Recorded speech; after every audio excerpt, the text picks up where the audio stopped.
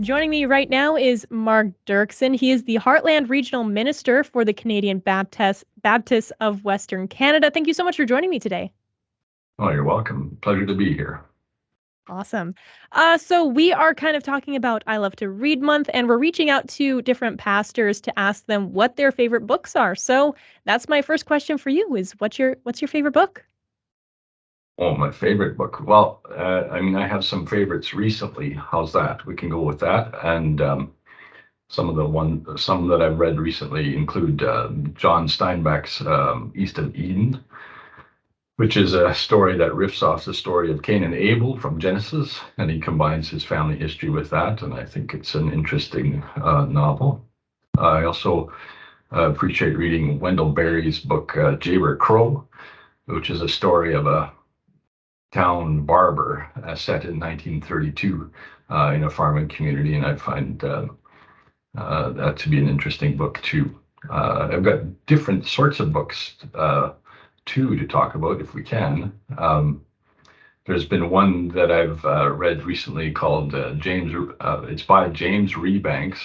It's based in the United Kingdom, but it's called Pastoral Song: A Farmer's Journey, and he talks about the changes in agriculture during his 50-year lifetime. So he's 50 years old and he observes his grandfather's farm, his father's farm, and now his own. And that's an interesting piece to me too. I've read some kind of like biography / true story books that I would recommend too. One is by a local fellow by the name of Hank Dixon.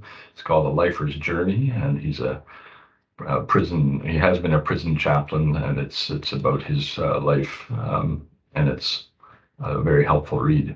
Also, there's a reporter for the Globe and Mail whose name is Joel Friesen, and he's written a book called The Ballad of Danny Wolf, which is the story of the start of the Indian Posse gang here in Winnipeg, which is well worthwhile. If you're interested in reading stuff on the Dutch's influence in the Congo, there's a book called King Leopold's Ghost. That's by Adam Hochschild, which is a fascinating read. Very hard to read at some points in time, but fascinating nonetheless. And then a recent autobiography that I read, which I found very helpful, was by Thomas Oden, and it's called A Change of Heart, and it talks about his life of faith, really, and about how he changes his perspective on various things over time, and he's transparent enough to talk about those sorts of things. In terms of short stories, if you haven't read Flannery O'Connor's story, A Good Man is Hard to Find, that's well worth a read, but it might surprise you, so be warned, I suppose. And there's other books that I read, which have maybe not as recently, but some of them pertaining to maybe Christian life. Or would that be appropriate to add here? I think it might be. So Philip Yancey's biography, Where the Light Fell, is certainly worth to read. One of his books that I return to every now and again is Soul Survivor. I've appreciated his insights in that particular book. A different fellow that I've read is A.J. Swoboda, and his book is called After Doubt.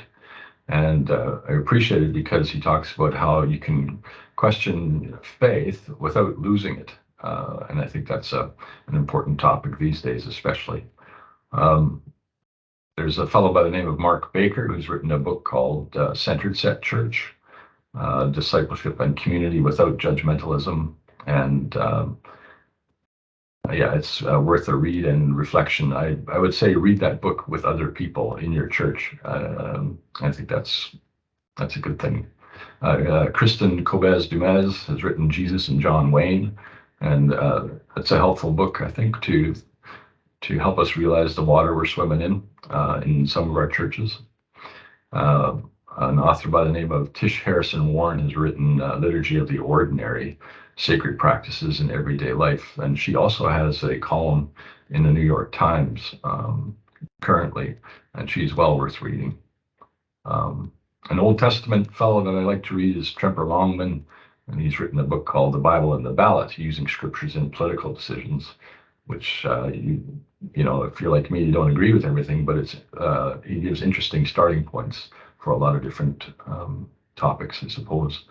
And then a fellow who has a trilogy of books, his name is Andrew Root. The first one is called Faith Formation in a Secular Age, and he uses Charles Taylor's book as a foundation for what he's writing about. So those are some of the books that come to mind for me.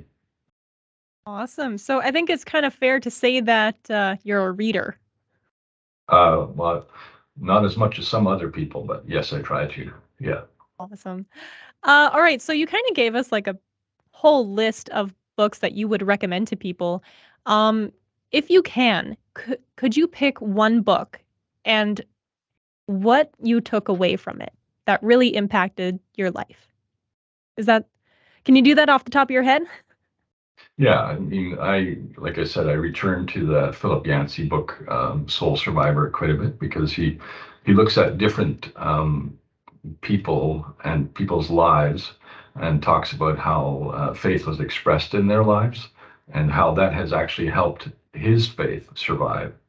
And I think that's an important kind of exercise. And I found it very helpful to read about some other folks who, certainly they're um, some of them might well be famous, but it's also important um, that their faith has been something that sustained them in the midst of a life that's very different than mine, for instance. So, Mhm.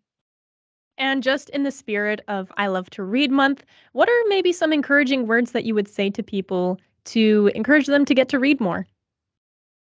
oh, well, I'm trying.